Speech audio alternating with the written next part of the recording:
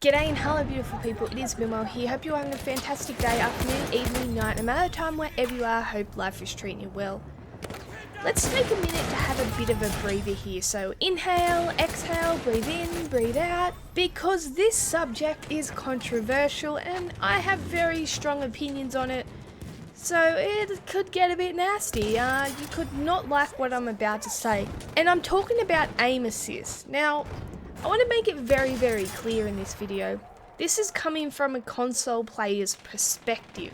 I have played console for the last 2 decades. FPS shooting, console. It's all been on console. I've only got my PC the last 4 months. So we're taking the PC out of the equation. This is all from a console perspective, a player perspective. PC to the side right now.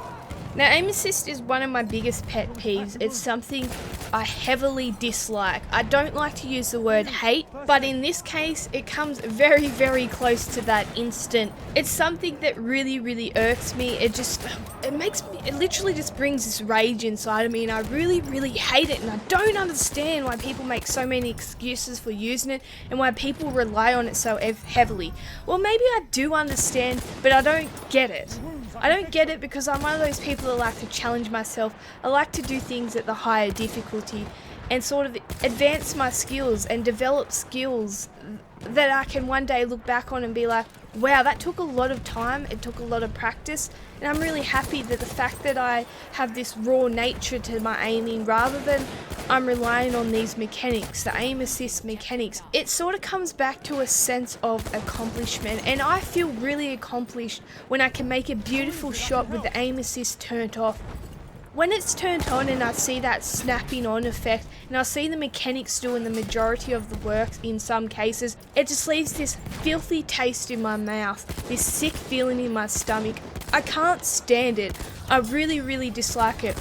I would rather be a bad player and work my way up, which is what you will see in all my Battlefield videos. When I first started, I was horrid. I was absolutely horrid at this game. And then I sort of worked my way up. Now, this video you're watching right now, there's no aim assist in this. This is aim assist turned off. This is my aim without aim assist. This is how messy I play without aim assist. And this is how bang on target I can be at times without aim assist. Now, whether you want to call me, a bad player, it doesn't bother me. It honestly doesn't bother me. I'm happy with where I'm at with my aim without aim assist, and I'm happy that I can say right now I don't use aim assist, and this is the result. This video is the result of me not using aim assist. Now, this isn't all my best highlight, okay? This is 3 games I played in a row and some of the killings I got, and I'm trying to highlight when I miss and when I can hit things, okay? So I'm not perfect. There's human error in there naturally. There's a lot of it at times. I tend to panic and pull down sometimes and it just goes horrid.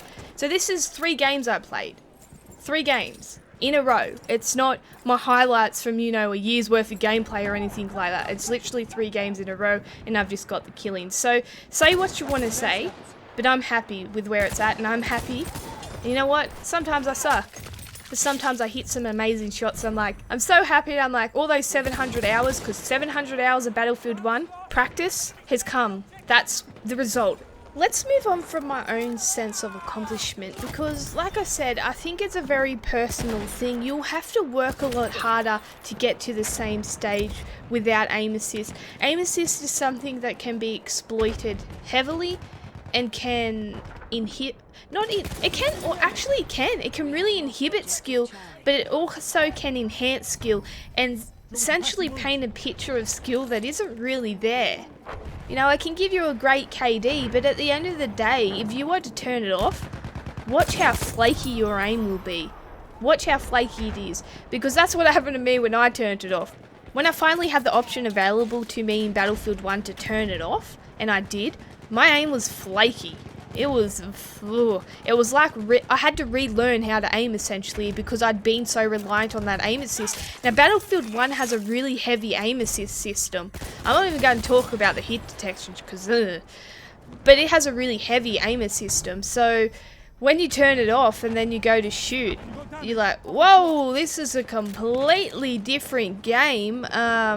You have to relearn. And that's honestly, I think people are scared of that factor of relearning something, from going from a positive, you know, huge KD ratio and being a really top tier player to relearning how to play.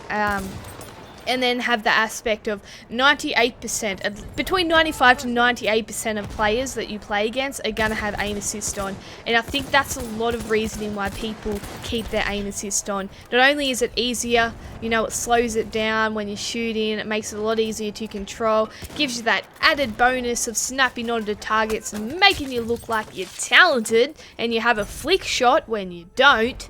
So I understand to a degree why people keep it on. I don't get it though. I honestly don't get it. I'm one of those people that went through the rough road, the rough patch of relearning, and I don't get it. Every time I get killed by someone and it is blatantly obvious that they've still got their aim assist on and they're exploiting the aiming down sights and then snapping in, snapping out, because that's how you exploit it, right? That's how you take full effect of the mechanics of aim assist. You aim down your sights, kill someone, snap back out, aim down again.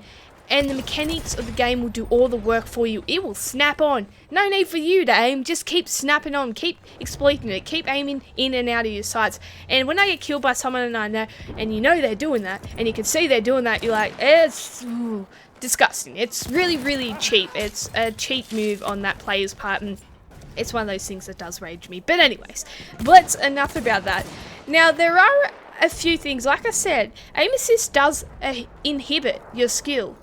And the reasoning for that is, if you're a player like me, I aim predominantly for the head, which is sort of a fine line sometimes because, you know, it is probably the smallest target to aim for, really, rather than the body mass and the main body mass. It inhibits that immensely, and the reasoning for that is aim assist works on the mechanics that it will go for the central body mass. It will go for the main body mass. Yes, you can still headshot with aim assist on, and there are a few ways you can do that. Predominantly, whether you have a scope or your iron sights, scope makes it a lot easier. It doesn't really matter. If you remained aim down sights, you're not using that exploit of going in and out, and you remain aim down sights and you aim on their head, and you move from target to target manually, there is a degree of aim assist there, a lot less than you go snapping in and out. Then you can still hit the head. Like, the aim assist isn't going to kick in and say, no, you're going for the middle body mass. The way in which it works is essentially when you're slightly off, it will move your aim onto the player. So if you ever watch it in slow-mo, you'll see this slide. It will slide on and basically snap to the player, and it will be their middle body mass. There are a few instances where it will predominantly snap onto the head. If a person is prone, it will more than likely 90% of the time snap on the head. If the head is the only body part you can see, they're behind a wall, it will still snap onto the head if you can get reasonably close to it. So there are still reasonings for you hitting the headshots when aim assist is on. Sometimes it could be someone coming around a corner and you're panic firing or hip firing and so forth, and it will snap onto the head. And also, bullet motion, travel time, it's still a thing.